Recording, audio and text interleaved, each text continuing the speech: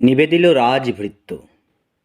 মহারাজ, বহু অনুনয়ে সাধুশ্রেষ্ঠ নরোত্তম তোমার সোনার দেবালয়ে না লয়ে আশ্রয়, আজি পথপ্রান্তে তরুচ্ছায়া তলে করিছেন নাম ও সংকীর্তন।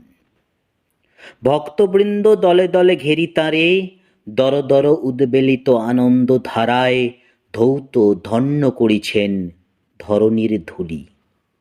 শূন্য প্রায় দেবাঙ্গন, ভৃঙ্গযতা স্বর্ণময় মধুভাণ্ড ফেলি সহসা কমল গন্ধে মত্ত হয়ে দ্রুত পক্ষ মেলি ছুটে যায় গুঞ্জরিয়া। উন্মিলিত পদ্ম উপবনে উন্মুখ পিপাসা ভরে সেই মতো নরনারীগণে সোনার দেউল পানে না তাকায়ে চলিয়াছে ছুটি, যেথায় পথের প্রান্তে ভক্তের হৃদয় পদ্ম ফুটি বিতরিছে স্বর্গের সৌরভ। রত্নবেদিকার পরে একা দেব রিক্ত দেবালয়ে। শুনি রাজা ক্ষোভ ভরে সিংহাসন হতে নামি গেলা চলি, যেথায় তরুচ্ছায়ে সাধু বসি তৃণাসনে।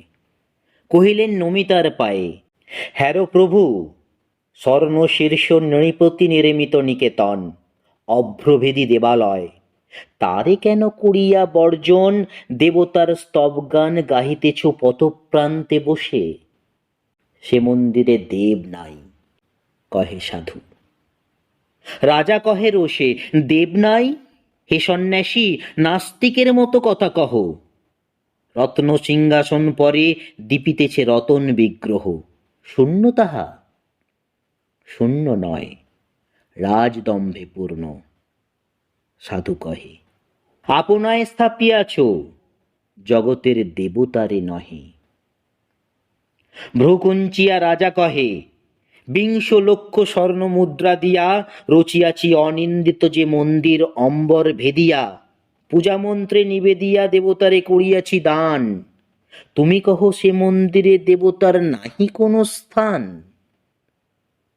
শান্ত মুখে কহে সাধু, যে বৎসর বন্যিদাহে দিন ২০,০০০ প্রজা গৃহহীন অন্ন বস্ত্রহীন দাঁড়াইল দ্বারে তব, কেঁদে গেল ব্যর্থ প্রার্থনায় অরণ্যে গুহার গর্ভে পথপ্রান্তে তরুর ছায়ায় অসত্য বিদীর্ণ জীর্ণ মন্দির প্রাঙ্গণে। সে বৎসর ২০ লক্ষ মুদ্রা দিয়া রচিতব স্বর্ণদীপ্ত ঘর দেবতারে সমর্পিলে। সেদিন কহিলা ভগবান, আমার অনাদি ঘরে অগণ্য আলোক দীপ্যমান, অনন্ত নীলিমা মাঝে। মোর ঘরে ভিত্তি চিরন্তন সত্য শান্তি দয়া প্রেম। দীনশক্তি যে ক্ষুদ্র কৃপণ নাহি পারে গৃহ দিতে গৃহহীন নিজ প্রজাগণে, সে আমারে গৃহ করে দান। চলি গেলা সেই ক্ষণে পথপ্রান্তে তরুতলে দিন সাথে দিনের আশ্রয়।